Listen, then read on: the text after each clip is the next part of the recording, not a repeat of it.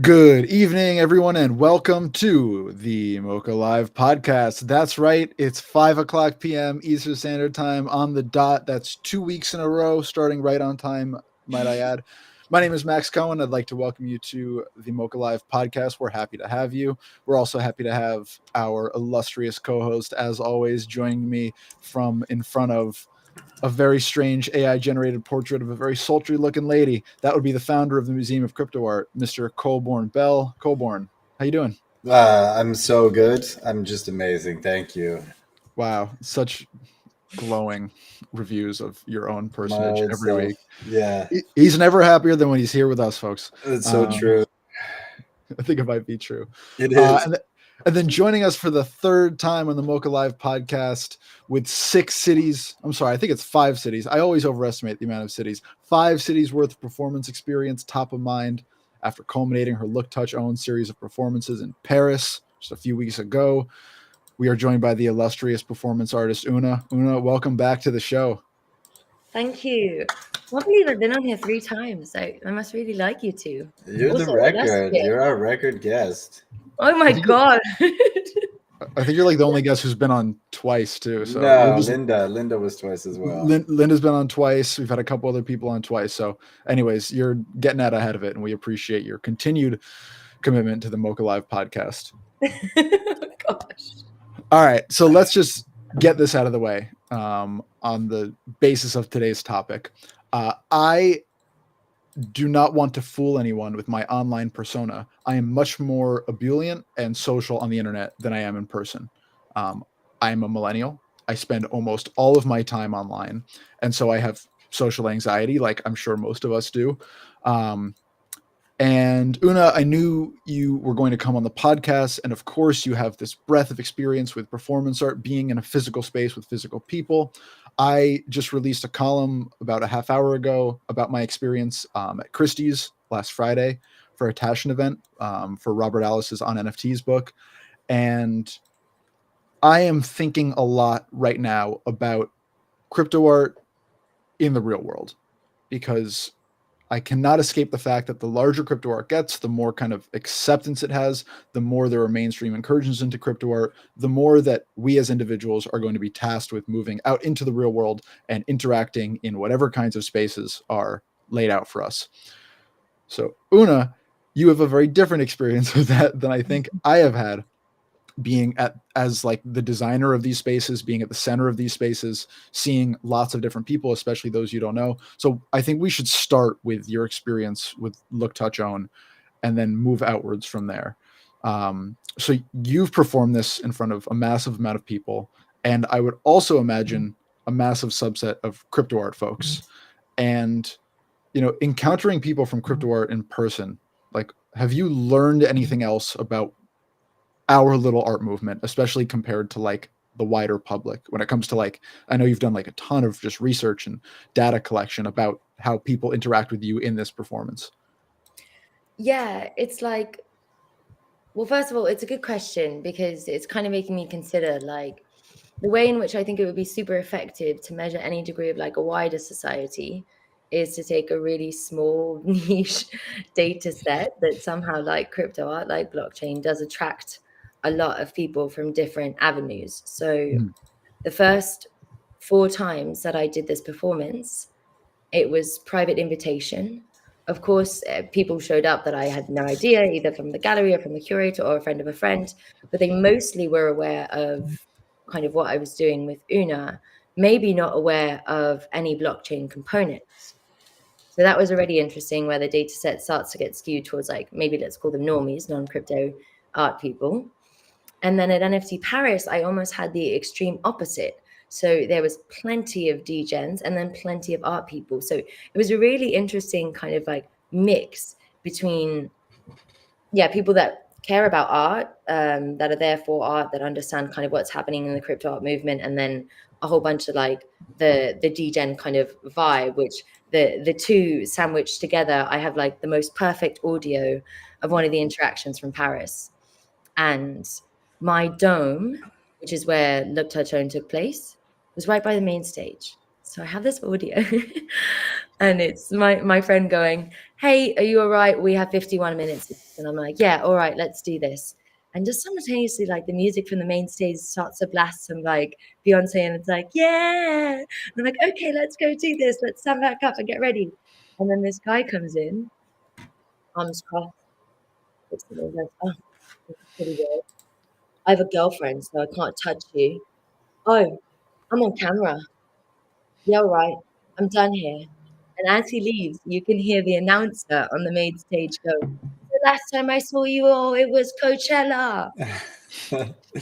And that as like a microcosm of an inner experience of what's happening inside the dome, what's happening outside.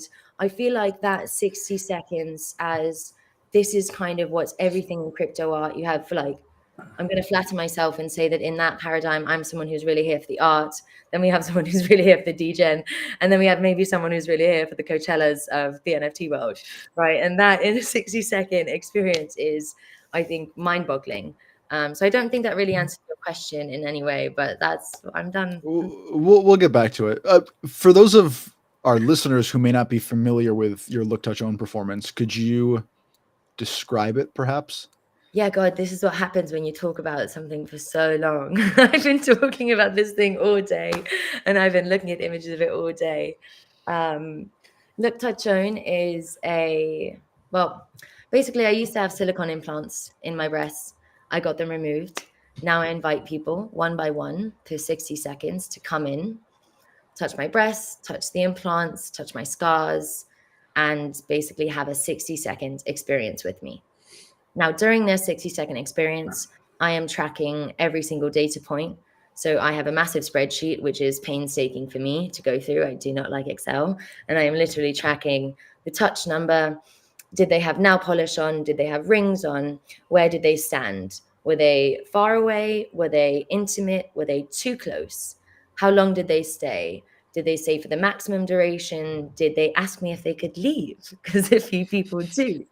And so I basically have this massive data set. I combine live footage and the data set to produce a series of artwork. So that's the first bit of Look Touch Own. There's a second bit, but let's not go there now. Yeah, I'd like to yeah. say I participated. You both did. You participated too, Mags? Yeah, I'm a participant. Wow. I'd like to talk about our experiences at some point. I was going to, my very next question was, Coborn, what was your experience with Una's Look Touch Own performance? Because I don't know if I'm ready. Maybe you should talk first. So everything is all right here. Wait, let me just say everything is all right. You don't need to like it. It didn't need to make you feel comfortable. No. I just want to make sure like people understand what you actually walk into, or at least so I saw it at the private performance in New York, and you like get a very nice youngish looking intern gave me some very specific instructions. You have 60 seconds with the artist. You may look at her breast, you may touch her breast, you may look at the implants, you may touch the implants. You have 60 seconds, something along those lines, and go through this little curtain. And there you are, a person I know, a human being who I know and have met, and you're standing there topless, holding breast implants in your hands. And I just completely froze. I didn't know what to do. I looked at you for a second. I became powerfully uncomfortable. I think I tried to crack a joke to the camera person, which came out probably in just like a muffled guttural groan. I think I looked at you and apologized, and then I left. So I think it was in and out in 20 seconds or so. I actually did look back at your footage from today. That's about accurate. Yeah. I will say, in terms of moments of deep humiliation, I have pretty good memory. I tried to keep it maybe a little bit more together than that, although it is tricky because like consent is implied, but it's not like really. It doesn't feel like it maybe.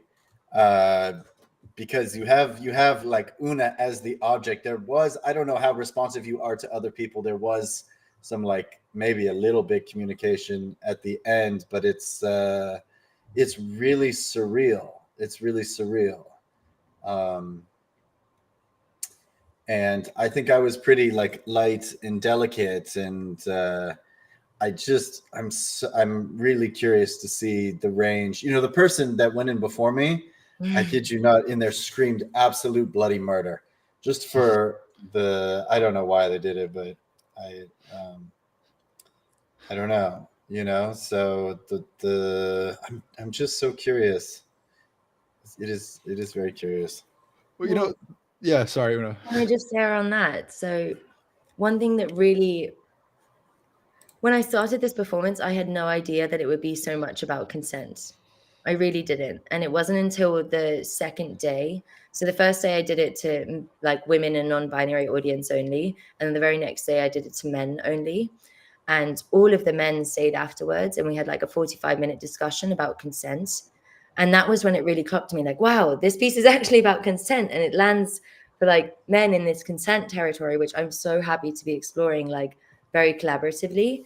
And I had one of the guys from the very first day, like, right, like this performance made me question the limitations of explicit consent because everyone does sign an NDA filled with paperwork, right? So like that was super cool to me. And then on the Paris and someone like yelling before you, it was a different energy in Paris because it was 2 days in a row. Normally, I come in for one day, I do it, it's kind of done. In Paris, the first day people did it and then everyone was talking about it. Then people had time and it festered. So I had so many more people in Paris come inside the dome and take on a much more forward position of the performer in whatever way they thought that that was kind of appropriate or that they wanted to explore. So like I had people take their clothes off. I had people perform to the camera very strange actions. I had people touch me in very strange ways. Like it got like the second day of Paris, there's some real fucking garbage. There's some real transcendence. So to hold the two inside one little dome inside NFT Paris, inside Grand Palais it's a quagmire for the mind, but one that I'm happy that we're here for. So I'm going to attempt to like take off and land a plane here because I think that like I want to draw on your experience with Look, Touch, Own throughout this conversation, but I think in a way there is a microcosm here for how I imagine a lot of people feel with a lot of kind of just art world events where you like going into this performance, especially my experience, right? I knew basically what this performance was going to look like going in. I pretty much knew the position I would find you in, the kind of limitations of the thing. And then still upon getting there, I was kind of just struck by the actual tenor and sensation of being in that room, being in that space with that energy, with that expectation, with that challenge. And then I kind of just like crumpled. So consider the same thing. I'm going to port that to my experience on Friday with this Tashin on NFTs event, right? I knew it was going to be something more along the lines of like a panel discussion, lecture, followed by a cocktail hour. I was like, Max, you're going to go out there. You're going to say hi to some people you don't know. You're going to like not just completely like crumble with social anxiety. And like you can understand the outline of the thing. But then when you get into it, there's no real way to prepare yourself for like the vibe in the room, right? And what I keep thinking about is that the kinds of events that bring us together, whether it's performance art, whether it's celebrations, whatever it is, I think it's pretty vital that we minimize that reaction as much as possible because I don't think it's just me. I want participation from lots of people and I want comfort in the space with a lot of people. I wish I had more time in that little room with you so that I could think more about like what it was like to be there, so I could consider, so I could have more than 15 seconds of experience and then immediately afterwards be like, should I go in again and try and do that over? So my question is to you, Una, if you were going to set up this performance from scratch and you knew either that you were going to have art/crypto art people in one performance and then you were going to have the general public in another, what different considerations would you put more weight into to maximize the experience of those people from each kind of like origin? Oh, so this is where Una's kind of annoying, right? Because Una's like, it's my performance. I'm doing it how I want for whoever. So it's not that I really so much take into in this performance like seeing an audience member as different based on where they come from, right? In the actual rigor of the performance. Mm-hmm. So for that one, Una's kind of annoying, but I will validate the energy of creating an environment where you posit an idea, and then the process in which everyone gathers is really around that idea is something in which I sometimes find crypto lacking in, right? So what you're analyzing right now is we posit this kind of decentralized approach, and then we end up having these wanky kind of events where everyone's drinking maybe a glass of champagne and pretending, yes, when did you get into town? Oh, lovely, yeah, da, da, da, da, right? You're talking about that tension that we seem to replicate patterns that we despise online. Mm. Am I completely obvious here? Yeah, no, I totally agree. Colborne, like, you know, you've been to a lot of, over many years, a lot of different conferences, a lot of different, you know, kind of like art events. I believe you were at Beeple Studio in Charleston at some point the last couple of months. Like, are there through lines of what you would call like successful IRL crypto art events throughout, just like whether it's an event, a party, some kind of meet and greet, some kind of performance, etc.? Like, is there a common through line? Well, the common through line, I think, is the demystifying of the online persona and making it human. Mm-hmm. Can you say more about that? Yeah, of course. You know, everybody, we're millennials. You know, we've been taught to build our persona. Some of us, you know, have real life experience. Others don't. There's a whole shade of, you know, there's layers to the onions and uncovering of like intent and who these people are. And by and large, most people in the space are rather good natured. You know, they come with good means, good intentions, good desires, and beginning to like parse and further separate who's your tribe and what is trusted information and who are here for the right reasons and who is kind of like behind the scenes trying to manipulate in different ways or move different things for different reasons is that is a real drawn out process that, you know, you can't just like take for granted online. Mm-hmm. Didn't we already do an episode on the cabals? Did we? Probably. That is. We mentioned them maybe in passing, but I think there are constant forces seen and unseen that have all sorts of different intentions. You know, it's no longer just like renegade groups of individuals. You know, there's higher structure to this. So we've moved out of like a bit of like tribal fiefdoms or chiefdoms onto this scene. So like the coming into Christie's, we're playing in different places, we're playing in different landscapes, larger scenes, more history, more, you know, tradition. And so, you know, the unbecoming of something new, you know, there's a tempering and an acclimation and a necessary and inherent meeting in the middle. It just feels very important to me right now for multiple reasons. One being, like, we need energy as much as possible, especially in crypto art, which has not seen, I think, nearly as much of like, at least quite yet, like a trickle down of all of the like mirth and meme coin, whatever extravaganza bullshit that's happening in kind of a different connected sector of like the crypto world. And so it's still kind of hard to be an artist making art here. And I think that I've especially heard you talk about this before, Colborne, like when we get together in real life, it can have a really powerful energizing effect, right? You can recognize the inherent goodness of other people. You can be encouraged to share ideas. You can like get that spark back that's kind of sometimes hard to find online. One of the problems I see, Una, you're an expert on this, is that we have folks here who are anonymous, fully or otherwise, and there's not really a salve, that is, if you are an anonymous or semi-anonymous person in these IRL spaces, unless you're okay divulging identity. but in a setting where that may not feel safe because you don't know everyone that's around, you don't know their intentions, you don't know what kind of superstructures have set themselves and like a meta architecture around wherever you are, like that seems like an unsolvable problem. Una, what do you think? I don't know. I kind of just have a simple belief there are two types of problems in the world, mine and everyone else's. And mine my own. And I do have a philosophy every time that I put on this mask, which is within my space, and my physical space, I'm the most powerful being. No one's smarter than me. No one's more creative than me. No one's more elegant than me. No one's nastier than me. No one's naughtier than me. No one's more creative than me.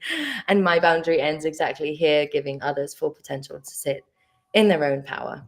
And that makes it much easier to navigate through any kind of terrain in which one's intentions are like unclear.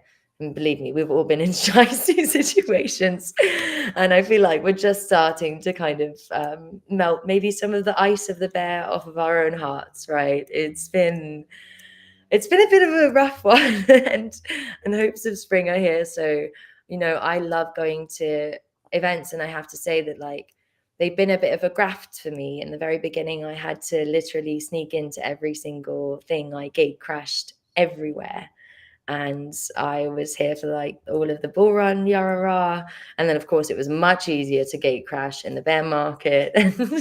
And I'm hoping and I'm optimistic that the same kind of luck that I was given, right? Like, let me just put you some luck for a second.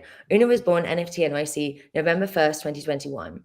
I bought a ticket online. I got scammed. Obviously, no shit. I got fucking rugged. I sent like X amount. So I was like, well, fuck it. I already have the ticket to New York.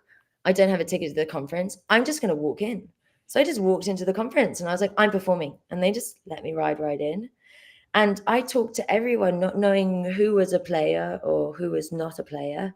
So I gave every single person the same degree of attention. And as I'm leaving the conference that day, there's someone with a wonderful video installation outside that says that he does NFTs, and he literally has videos on top of cardboard boxes by a trash can. And I talked to him. 2 months later, he invites me to exhibit with like Trippy Labs at Art Basel Miami. Like that is the strange degree of luck that, of course, I credit, like my mom always says, like, you make your own luck. So it's like, yeah, I had to be there, but like there were other people there that were also like on that. And I have to kind of like hope that that energy and that luck will keep transmitting through, because that's like life force that keeps us going, right? Like that's what makes the magic of kind of this, yeah, it's weird So moment. I want to just like add to that, because for anybody that's new that might be watching, I'm sure there's all zero of you, but the people are like still on the floor, right? Your favorite artists are on the floor. The people that are building are on the floor. Like if you go to one of these events, you can have access and you can have those conversations, and like we're all still there. So in the way that it feels like family to us, people are still also super receptive to. It's not like this thing has taken off to a point where, like the people who started it are retired and far away, as it might be for like Ethereum, or it might be for some of these other communities. Like the crypto art folks are in the mix. If you're at the conference, if you're at the parties, and it might just feel like a little closer, more familial, like we know who our people are, but anybody you want access to is just like a question away. It's a really interesting point. And Una, I find that story very inspiring in a sense, because I think that I get tripped up sometimes. A, of course, by social anxiety, but B, by like awareness of who is who in a room, of who maybe I should be introducing myself. Very heavy quotations, like should be introducing myself to, right? Who it might be like interesting to have a conversation with. I take all these preconceived notions that are based on bullshit that I, steal from like an internet social scheme, and then I like am helpless but to impart them onto reality, and then that changes like the nature of the get together itself. And well, I mean, let's like break it down even more simply. Like, what is the goal of let's take Una, your experience, right? What is the goal on a cultural level of a performance like Look, Touch, Own? Is it to start conversation? Is it to like kickstart thought? Like what goes into like the desire for actually putting on a performance like this and inviting so many people to participate? Can I know where you're trying to land this question before I attempt to take off this plane? No.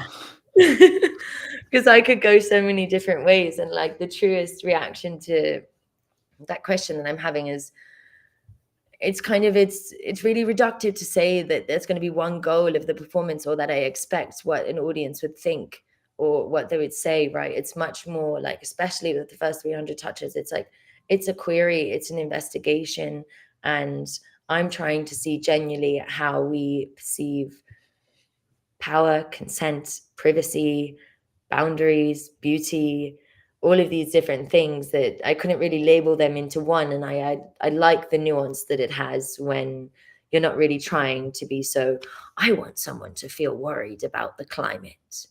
Mm-hmm. Sorry, I just took a punch at climate. When you were like designing the performance, like did you change it so as to make it either, more provocative, more inviting of dialogue? I mean, I know with some of these performances, like you end it with a talk in front of like a roundtable talk, like the one that I was at. Like these seem like choices specifically made to foster debate, discussion, thought. Yeah, totally. In each performance, I've kind of iterated, right? So the first performance, I already explained, it was on like the first two back to back were on gender, but I also let like the women and non-binary audiences come in groups, and there was no duration on the time that they stayed. So I had people in there for like 10 minutes because they were just like talking to each other. And then I iterated it to kind of men only. And then in New York, I played with the lighting, and all of these things were kind of more my experiments before Paris. But I think that the end result of anything which wishes to contribute to an ecosystem, a culture, a contemporary art landscape, which is all the things I aim to contribute to, should be as simple and effective as a seed. Everyone can plant it in their own garden and it will make its own meaning. But I have given this one seed, and I'm very conscious always in my performances of what it's like the seed of what I'm actually trying to give. And I guess the seed of Look, Touch, Own could offer many things, but I guess I now have a recipe for how to kind of guide someone through the performance and have it be a healing or transformative experience, because I have data from 300 people and I have exactly what they did that gave them that type of experience. But so that's perfect, right? That answer, and just I'm glad you took the plane off in that direction, because like participation is at the core of this performance, not just in the sense of like getting to be in the room, but getting to actually partake in something, getting to create the meaning for yourself, instead of what I feel like is the bastion of a lot of these events, which is like either a panel discussion or a lecture or a presentation, something or other, made with 10 minutes of a Q&A afterwards. But Colburn, I remember when you did I saw you on a panel at Now House at NFT NYC last year, and I so desperately wanted to ask someone a question. I was sitting in the back. There was somebody sitting up front who kept raising their hand and kept asking just like the most banal market questions, like market-based questions about nothing. And it was killing me. I couldn't participate in the thing, desperate as I was. I couldn't be like, ooh, pick me, like I used to do when I was in 5th grade. But like this idea of getting people to participate in whatever facet of the movement we're celebrating or dissecting seems so vital to me. So like Colburn, should fostering that kind of like dialogue and participation, should that be the or a guide stone in the kinds of events, get-togethers, etc. that we have? Well, I mean, look, at this stage in this thing, we're not growing, right? And that is for sure our biggest problem. We're not attracting new audiences. We're not attracting new participants. There's no traditional art world. It's all the same people everywhere you go, and that's a problem. So we got to ask ourselves why. Why aren't we growing? Why aren't people up? Can we tolerate people asking, the same banal market-driven questions again and again? do young students, emerging artists, do people understand this? Do they feel like their voice is heard, and do they still feel like they can participate? Or have we pushed them so far to the edge, and has the marketing been so heinous? And so your question was, how long basically can we sit and suffer in continuing to do this? Is that right? And I don't know. I don't know how much more I can take. It's this idea of like wanting to go deeper, but like crypto art is also not crypto art anymore. NFTs are for perhaps digital art and beyond. How do we break through, and how do we break out? Yes, please. I have an idea. Because it's literally kind of like, it's that same notion of going deeper, right? I think the first thing is to slightly acknowledge that maybe even I'm about to go on like a philosophical leapfrog. Let's see if this works. Right, even the idea that crypto art really was the thing that brought us together, it's really the notion of independent thinking that attracted all of those people.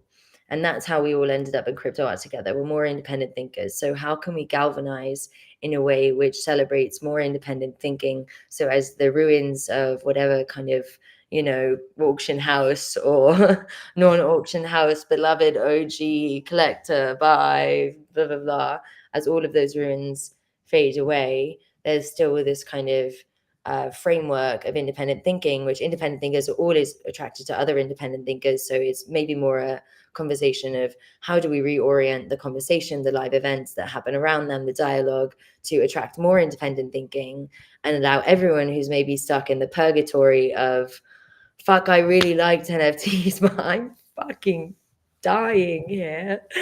Maybe it offers them a way up. So I don't know exactly how we orient towards that, but I always do think that when you posit an idea over like even one manifestation of the idea, it's always more resilient.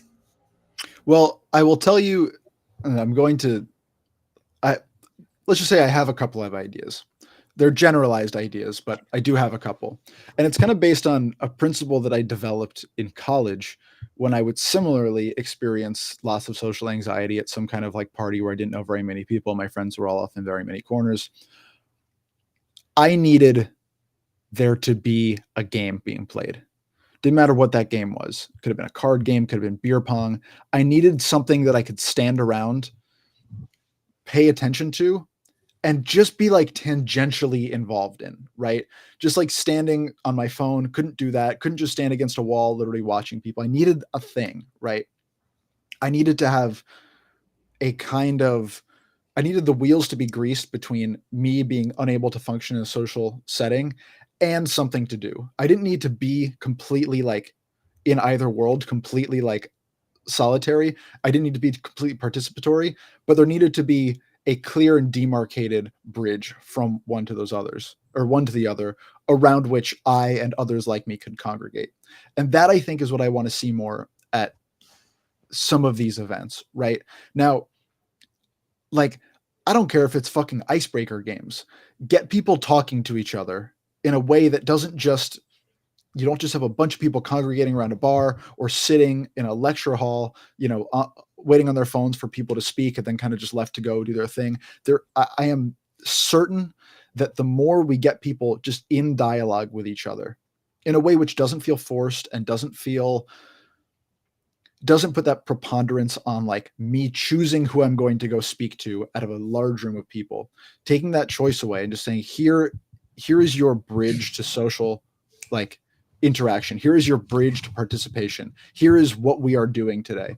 I think like even just at that level, there can be so much success. Colborne, I know last year at the church, you had kind of a get together for, I think it was like 80 or so people when I believe you were there. I couldn't make it. Even something like that, right? Where you're welcoming people into a space, like sitting them down at a table, saying, here's the people next to you, talk to them. Like, that's so different, right? It's just so much more pregnant with possibility. Even just like getting people face to face in a way which doesn't feel networky and ostentatious.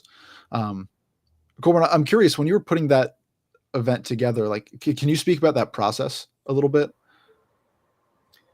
Well, the process of planning any sort of event for independent thinkers is really terrible.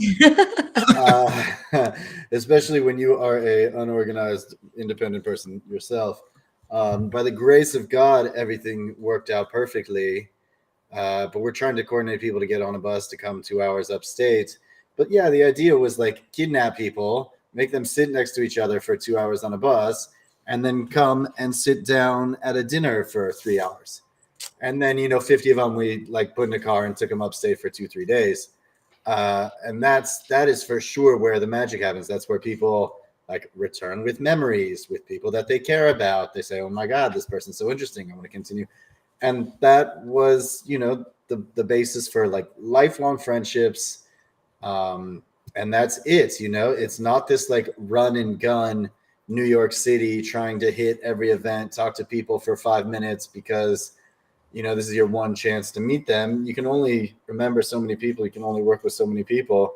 So you might as well focus on like curate the people, curate the opportunities of that tribe, and allow those people to naturally go deeper.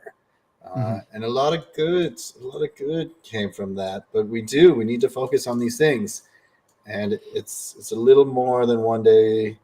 The longer you can go, the better. But asyncing people on a global thing or getting them to sync is pretty crazy. I can attest. I remember on my bus ride up, I sat next to Robness, and it was maybe the second time that we'd met in person, but the first was super in passing, and it was like, well, we're sat next to each other on a bus, so what do you got? And I still remember moments of that conversation so clearly, right? And we had like this beautiful chat about kind of like gratitude and really sensibly just like carrying yourself and matching that energy, and then sat across the table from a woman who is now like a dear friend of mine and has been for like some time, introduced. So yeah, definitely the IRL opportunities are like so lovely. And then at the same time, I think it's important to balance those with, like I'd always be keen for things which like, sorry, I'm the type of work freak that I do genuinely like going and being like, hey, what does everyone actually do? Like when I'm at a party, I'm not going to ask you, oh, so which blockchain do you work for? Oh, so what do you mint on? Oh, so tell me about your practice. Like, no, I'm going to make sure that we're having a good time. So like, I also am the type of person who like, there are so many artists and so many people in our industry that I only basically know of their practice what a random Twitter fucking algorithm tells me. And I would love the opportunity to say, you know what, for 25 minutes, I just want to listen to you talk to me about your practice. So, and that way those events can be kind of maybe more digital, and they can encompass and invite more people from all around the world. And it doesn't put such a fiscal onus, and it's much more oriented towards like the ideas as well. Like, I think that the healthy balance is going to be between the two. So I don't think that we can completely abandon the online because it's part of access. So yeah, I'm done. Sorry. No, I mean, well, I really wanted to get to this point because I'm curious, like, just these two kinds of events that we've just spoken about, right? Colborne, this dinner at the church, Una, your performance, like both of these took very different tacks to the same place, which is fostering discussion, getting people in a room together where they kind of have to talk to each other and have something to talk about with each other that doesn't feel forced and fake. What is the limit at which that can be scaled upwards? I mean, what is the limit of authenticity? It doesn't scale very high. How many people can you realistically be friends with in this space? Yeah, but again, don't we hear the flaw in that it's orienting towards like a pillar versus like a stratum of thinking. So like it doesn't need to scale so long as other people can come in and build what they want on it. Like it doesn't, I like, I, I don't expect that like everyone needs to meet Una, but I expect that Una will find them because we're somehow both connected to the antennae of like independent thinking or curious about performance art or all of those things, right? And I think that like, if people can come in, sorry, I didn't mean to hijack your answer, but like, I just want to highlight that like, it's not necessarily about scaling. It's about just like opening more avenues or claiming it less even. Yeah, but something that the contemporary art world has done well with is that the art itself allows access to the experience of the artist or the artist themselves, or the network of that, and we haven't figured that out yet, right? There is no greater utility to the art than the art itself, which is what everybody says. The art is the utility, but like in the real world, the art is a lot more than the utility. You know, the art is the access point, and we haven't really figured that out. You know, we figured out that the art is the access point into a market around an individual. But I think when you're beginning to speak about, you know, where does this take us? Ideally, it should put us in those rooms. It should put us at those dinners. It should put us next to those like-minded people that want that. We're just not at a place where we need to gate it like that.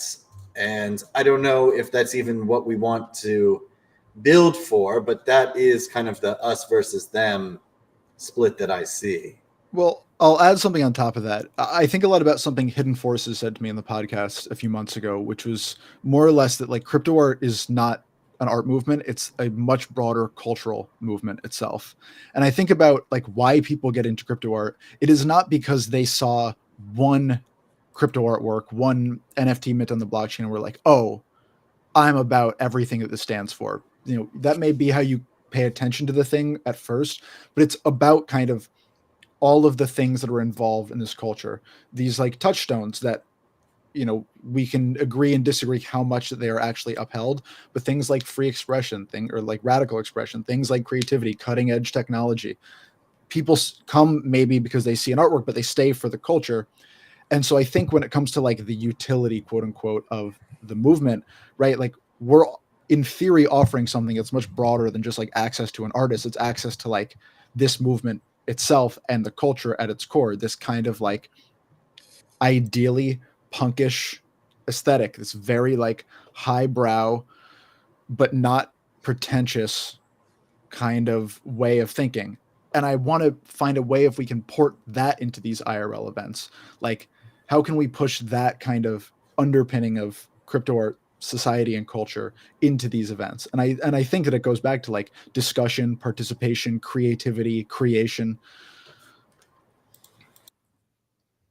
Una, you looked like you had something to say before you like kind of gave me a nod, or maybe you were just nodding in appreciation. Yeah, no, I was nodding in appreciation, and I was like, Max, you have ideas. Tell us. I mean, I think the big idea is that I think that we are all aligned from an individual and institutional level in that we want more people here. You know, artists need a larger audience, want a larger audience that they can show their art to and sell their art to, and also like gain cultural capital through that process. I want more people to read my articles and listen to my podcasts. All these platforms want more users. So like we need more people, right? We need to be fun and interesting in a way that the traditional art world, in all of the times that I have gone to art museums and gone to some of these talks, it has just failed to be, because it is very much about like these star systems. It's very academic. I don't think it works very well. I can only be in an art museum for like an hour and a half before I like need to take a nap. And that's not an experience that's exclusive to me. Me Maybe, too. yeah, it's not fun. It's intellectually stimulating perhaps, but it's not fun, right? The experience of it, us experiencing art in most settings is not fun. And I think what crypto art can do is challenge that paradigm. I think art can be participatory and it can be fun. And I think there needs to be a way, and I don't have the way yet, of convincing the kind of current bastions of money and influence that it is in their best interest to start challenging the paradigm of what this movement looks like when it comes out into the real world.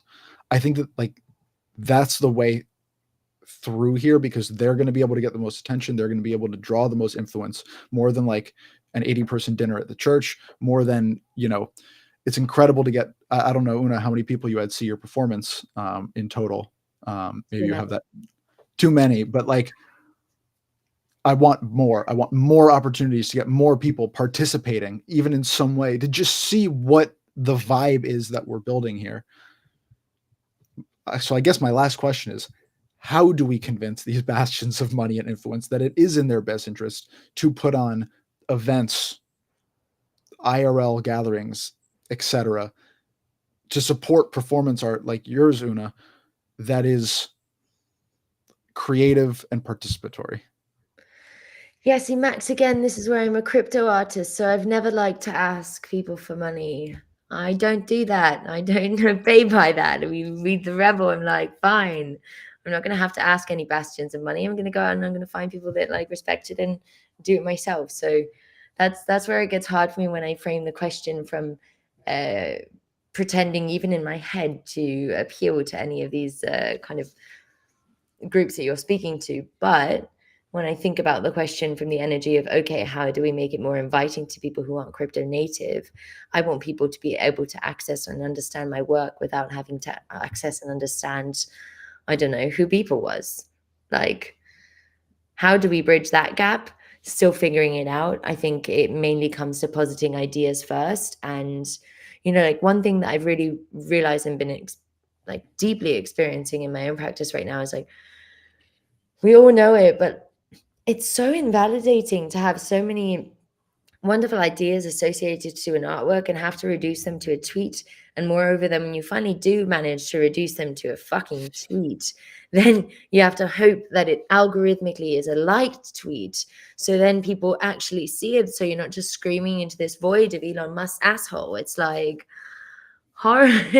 So like for me, there is a realm in which like I'm seeking to find smaller, more intimate conversation spaces where it's open dialogue, where I can actually talk about my work in a way where it's like, not, hey, buy my work. This is for sale. It's on exhibition and the exhibition closes in 2 days. And here's a glass of champagne and no one looks at the artwork because everyone's talking to one another. It's actually like, hey, it's going to go quite slow. Let's talk about this. Let's talk about its relationship to that. Let's talk about like the kind of conversation base that you're thinking. And I don't know how to do that. So when you figure it out, will you let me know? Colborne, you know how to do it? I'm just gonna say, in 3, 4, or 5 years, you're gonna hate this space. It will be so far removed from anything you enjoy, which is the intimacy of these conversations and the ability for us to go to these places all together and be there. It's going to be a nightmare, man. We're going to have like 25 people on the podcast at a time. It's going to be like CES Las Vegas. You know, I just think, you know, just always be careful what you wish for. And try to enjoy it, because nothing in life ever gets slower, right? It's only going to get faster, more chaotic, more crazy. You're going to hate everybody that comes around, and like we got some dope people here now, and you know, I think we've shared a lot of love, and I think that is part of the reason why we got to where we were, because you know, it's nice to be able to point at somebody and say, damn, this person is like undervalued. Look at this work. Like, we have time to sit here and appreciate this work. Mm-hmm. And we might have maybe had some of that time during the bull market, but not really, because you go back and you look, it was a lot of like very hollow, very vapid, very like image first stuff that got packaged and sold and processed and pushed down people's throats. So, you know, the mania doesn't get less, and the network effects of capital stay very strong. And the people that are here, you know, they're going to stick around because love it, hate it, whatever. This is just I won't swear, but this is just the place to be. Like, we're sitting on the cutting edge of the two technologies that are going to redefine completely the shape of capital and therefore the shape of the world. And it's cool. It's just, you know, we should be so lucky. Can I ask a question on that meta? So by that presumption, when you say that like these networks, the networks of capital, I think you said the networks of capital are already like stabilized, or they continue to stabilize as time evolves. Do you think that you're going to see whenever this kind of trickle down, if we presume that it's still working under like a trickle down economy type system, whenever the trickle that we're seeing right now eventually hits crypto art, do you think those networks are going to lightning rod their networks first? I don't know. I don't particularly want to speculate there. You know, you can look at we only have one analogy, and that is cryptocurrency.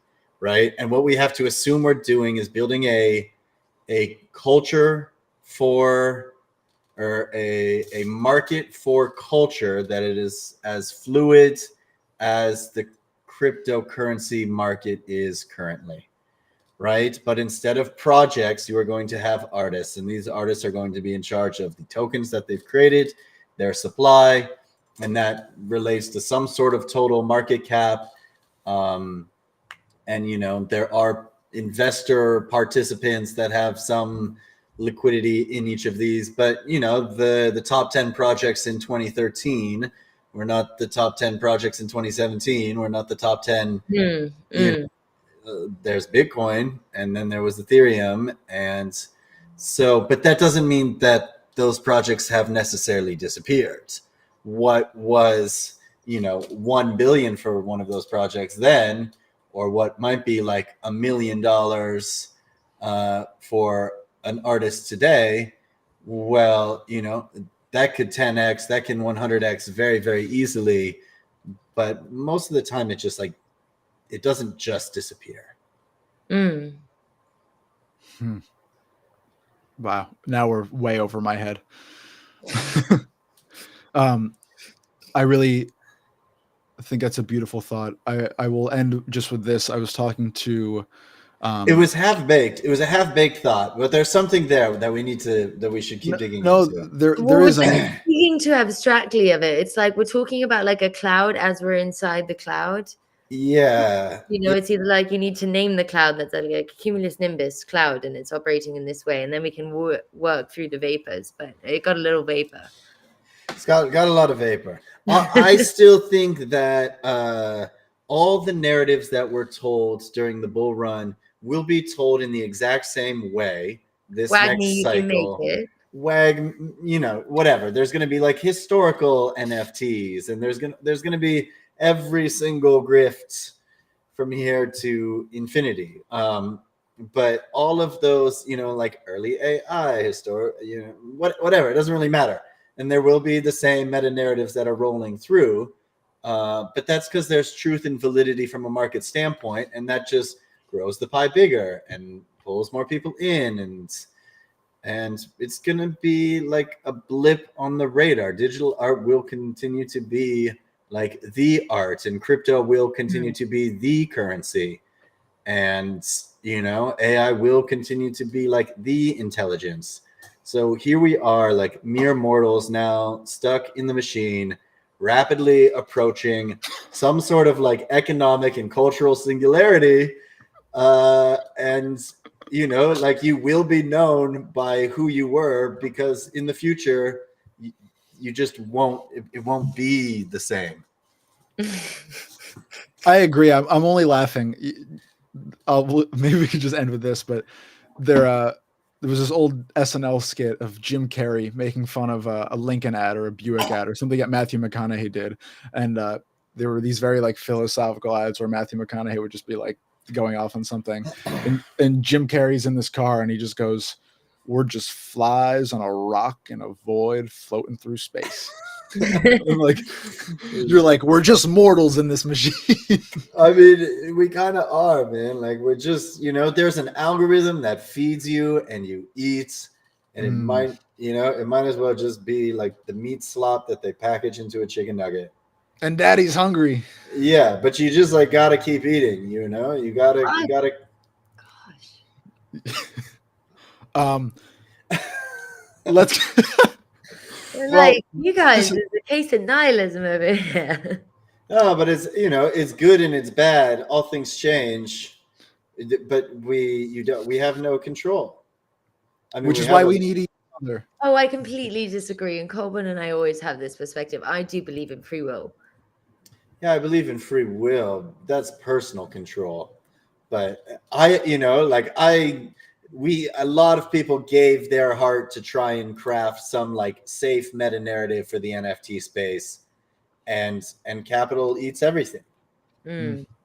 We just exist within structures that are so much bigger and more consuming than ourselves, and fighting that from a philosophical standpoint, sure, there's Yeah, but hold on. You can't fight it from like an overarching philosophical perspective. It's too powerful. You are caught in the machine. That's why you need to completely shirk away the overarching side of things and get really, really nitty gritty. You need to just have like conversations with people about bullshit. You need to like be in some space, like making a drawing. You need to be like in a You need to small have white room experiences looking touching at, yeah, exactly. Like you need to kind of get small when the thing is asking you to get big, and when the bigger it gets, the more depressed you get. You have to respond to that with like powerful reactivity. And that's why I think that's basically the genesis of this whole conversation. Is I think that these interactions that we have IRL are the antidote to way too powerful market dynamics, way too powerful cultural dynamics that are just stomping on us all the time. And the only way to get out of that is just turn away and just try and have a good time with people around you. But to do that, you need the space to be you need the physical space you're in to be cognizant of what we're trying to do with each other and what the space, the larger space, is trying to do to us. So that's kind of the genesis of this whole idea. Let's cap it there before we get either too optimistic or too nihilistic. This is a really fun conversation. I know when a podcast goes over like 55 minutes, it means we were having a good time. Una, why don't you take a second and tell everyone listening what you have going on, what they should know about where you're at right now. Floor is yours if you'd like. Oh, just have a good life, man. Have a good life. Short, sweet, and to the point.